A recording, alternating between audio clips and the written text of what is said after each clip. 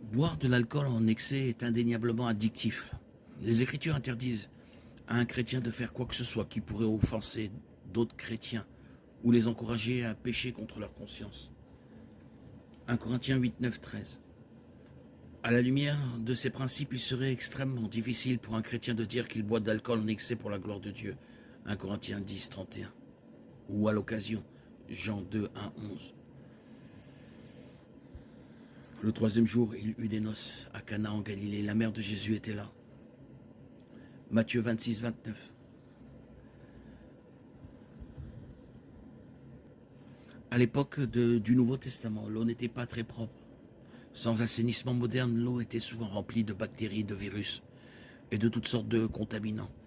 Il en va de même dans de nombreux pays en voie de développement aujourd'hui. En conséquence, les gens buvaient souvent du vin ou du jus de raisin, car il y avait beaucoup moins de risques d'être contaminés.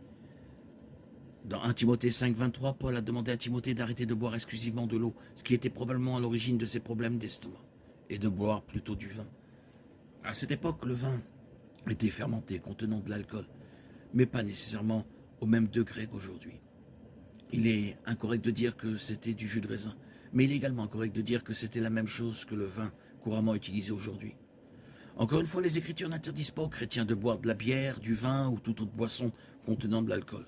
L'alcool n'est pas en soi entaché de péché. C'est de l'ivresse, c'est de la dépendance à l'alcool dont un chrétien doit absolument s'abstenir.